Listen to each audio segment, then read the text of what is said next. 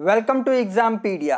आज है 19 अप्रैल 2020 और 19 अप्रैल 2020 से करंट अफेयर्स के जितने इंपॉर्टेंट क्वेश्चन हैं उन्हें हम इस वीडियो में डिस्कस करेंगे। तो चलिए शुरू करते हैं। पहला क्वेश्चन, हाल ही में आरबीआई ने किस बैंक का लाइसेंस रद्द कर दिया है? तो इसका सही आंसर है B, Mapusa urban cooperative bank of Goa limited ने। तो अभी आरबीआई ने Mapusa urban cooperative bank of Goa limited का लाइसेंस रद्द कर दिया है क्योंकि बैंक के पास पर्याप्त पूंजी और कमाई की संभावना नहीं होने के कारण इनका लाइसेंस रद्द कर दिया गया है। और बाकी ऑप्शंस भी देख लेते हैं, जैसे कि A, Shri Chhatrapati urban cooperative bank limited का लाइसेंस 2017 में रद्द कर दिया गया था जमा पूंजी न होने के कारण। सी, अलवर अर्बन कोऑपरेटिव बैंक का लाइसेंस 2018 में रद्द कर दिया गया था कमाई की संभावना न होने के कारण। D, Chetak urban cooperative bank का लाइसेंस 2007 में रद्द कर दिया गया था पर्याप्त पूंजी न होने के कारण। इसे भी आप ध्यान रखिएगा। अब आगे बढ़ते हैं। किस बैंक ने दुकानों पर प्रतीक्षा करते समय सामाजिक दूरी को प्रोत्साहन करने के लिए एक अभियान शुरू किया है? तो इसका सही आंसर है ए, एचडीएफसी ने। तो अभी एचडीएफसी बैंक ने दुकानों पर प्रतीक्षा करते समय सामाजिक दूरी को प्रोत्साहित करने और मजबूत करने के लिए एक सेफ ग्रिड अभियान शुरू किया है, जिसे अभी केवल कोलकाता में पायलट बेसिस पर शुरू किया गया है और जल्द ही अन्य शहरों में भी शुरू किया जाएगा। अब एचडीएफसी के बारे में जान लेते हैं। तो इसकी स्थापना 1994 में हुई थी। इसका हेडक्वार्टर मुंबई में है। इसके एमडी सीईओ हैं आदित्य पुरी और इस बैंक की टैगलाइन है वी अंडरस्टैंड योर वर्ल्ड। और एचडीएफसी में ही चाइना की सेंट्रल बैंक ने 1.01% की हिस्सेदारी खरीद ली है। अब आगे बढ़ते हैं। किस राज्य सरकार ने एसएस कोरोना ऐप लॉन्च किया है? तो इसका सही आंसर है बी, न्यू दिल्ली ने। तो अभी दिल्ली सरकार ने SS corona mobile app launch किया है, जिससे वे डोर टू डोर सर्वे करेंगे कोविड-19 का उन क्षेत्रों में जिसे उन्होंने कंटेमिनेंट जोन्स में रखा है। और अभी तक 76 कंटेमिनेंट जोन्स हैं पूरे दिल्ली में जहां कोविड-19 पॉजिटिव क्षेत्र केसेस मिले हैं। अब दिल्ली के बारे में जान लेते हैं। तो इसके मुख्यमंत्री हैं अरविंद केजरीवाल और राज्यपाल हैं अनिल बैजल। अब आगे बढ़ते हैं। हाल ही में आरबीआई ने रिवर्स रेपो रेट को घटाकर कितना कर दिया है? तो इसका सही आंसर है बी, 3.75%। तो अभी कोरोना वायरस महामारी के वजह से आने वाली आर्थिक संकट को कम करने के लिए आरबीआई के गवर्नर शक्तिकांत दास उन्होंने रिवर्स रेपो रेट को 4% से घटाकर 3.75% कर दिया है, जिससे अन्य बैंक कम ब्याज पर लोगों को लोन दे सके। अब सारी रेट देख लेते हैं एक बार। तो अभी प्रेजेंट में रेपो रेट है 4.4%, रिवर्स रेपो रेट है 3.75%, कैश रिजर्व रेशियो है 3%, मार्जिनल स्टैंडिंग फैसिलिटी और बैंक रेट है 4.65% और स्टैट्यूटरी लिक्विडिटी ये है 18% अभी। अब आरबीआई के बारे में जान लेते हैं। तो इसकी स्थापना 1 अप्रैल 1935 को हुई थी। इसका हेडक्वार्टर मुंबई में है और इसके गवर्नर है शक्तिकांत दास, जो कि 25वें नंबर के गवर्नर है। अब आगे बढ़ते हैं। हाल ही में अमेरिका ने कोविड-19 महामारी से निपटने के लिए व्हाइट हाउस सलाहकार परिषद के रूप में किसे नियुक्त किया है? तो इसका सही आंसर है ए, रोक खन्ना को। तो अभी अमेरिका ने कोरोना वायरस बीमारी का मुकाबला करने के लिए भारतीय अमेरिकी डेमोक्रेटिक कांग्रेस के रोक खन्ना को व्हाइट हाउस कोरोना वायरस सलाहकार परिषद के रूप में नियुक्त किया है। रो खन्ना, जो कि एकमात्र भारतीय अमेरिकी विधायक हैं जिनका नाम व्हाइट हाउस ने opening up America again corona congressman group में रखा है, जिसमें रिपब्लिकन और डेमोक्रेटिक दोनों पार्टियों के कांग्रेस शामिल हैं। अब अमेरिका के बारे में जान लेते हैं।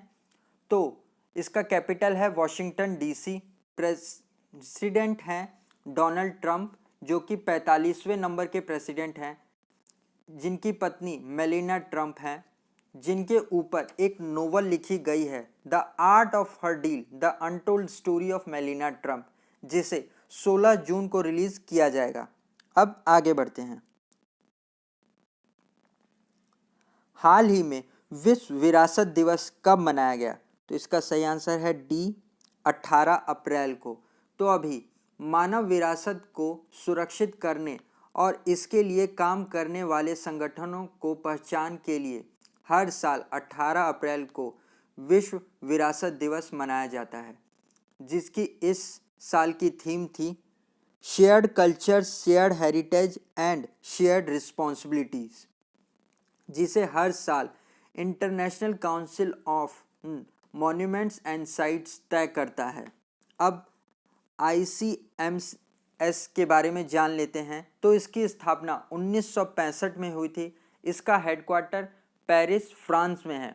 इसके प्रेजेंट टाइम के प्रेसिडेंट हैं टोशिकी कोनो। अब आगे बढ़ते हैं। अप्रैल 2020 में अंतर्राष्ट्रीय अंतरिक्ष स्टेशन पर एक कार्य के बाद एक अमेरिकी रूसी दल कहाँ सुरक्षित रूप से उतरा और कोरोना वायरस के कारण अतिरिक्त सावधानियों के साथ उनका स्वागत किया गया? तो इसका सही आंसर है सी, कजाकिस्तान। तो अभी एक अमेरिकी रूसी दल 17 अप्रैल को कजाकिस्तान के मैदान में एक कार्य के बाद सुरक्षित रूप से उतारा गया और कोरोना वायरस के कारण अतिरिक्त सावधानियों के साथ उनका स्वागत किया गया। इस दल में नासा के अंतरिक्ष यात्री जेसिका मीर और एंड्रयू मॉर्गन और रशियन कॉस्मोनेट ओलेग सिपोचका शामिल हैं। और एंड्रयू मॉर्गन ने अंतरिक्ष में पहली उड़ान में के दौरान 272 दिनों के मिशन को पूरा किया है। अब आगे बढ़ते हैं।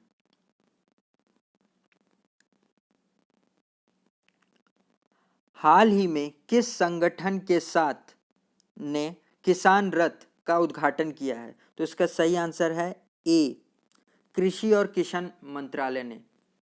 तो अभी कृषि मंत्री नरेंद्र सिंह तोमर ने 17 अप्रैल को लॉकडाउन के दौरान खदान और परिक्षेत्रक के परिवहन की सुरक्षा के लिए किसान रथ मोबाइल ऐप लॉन्च किया है, जिससे प्राइमरी और सेकेंडरी ट्रांसपोर्टेशन में मदद मिलेगी। जिसमें प्राइमरी का मतलब खेत से छोटी मंडियों तक अनाज को लाना है और सेकेंडरी में छोटी मंडियों से राज्य स्तर की मंडियों तक ले जाना है।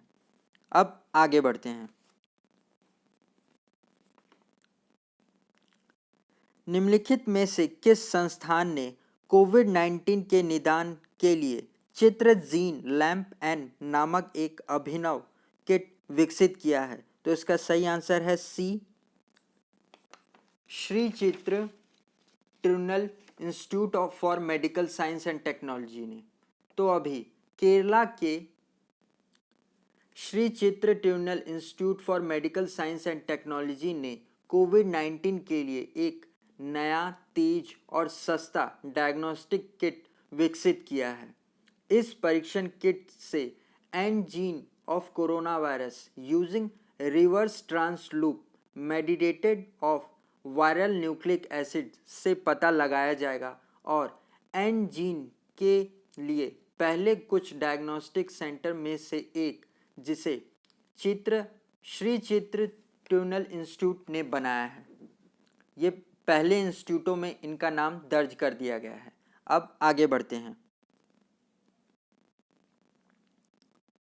हाल ही में किस आदिवासी नेता और पूर्व उड़ीसा मंत्री का निधन हो गया? तो इसका सही आंसर है ए, सहारी ओराम।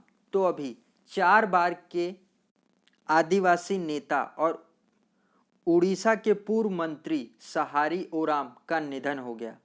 इसी के साथ बाकी ऑप्शंस भी देख लेते हैं, जैसे कि बी अब्बा क्यारी, जो कि chief of staff to Nigeria president Mahmud Buhari, जिनका अभी कोरोना वायरस संक्रमित होने के 1 महीने बाद निधन हो गया। सी टिम ब्रूक टेलर, जो कि ब्रिटिश कॉमेडियन थे, जिनका हाल ही में निधन हो गया। डी अशोक देसाई, जो कि भारत के पूर्व अटॉर्नी जनरल थे, जिनका अभी निधन हो गया। अब आज के लिए इतना ही।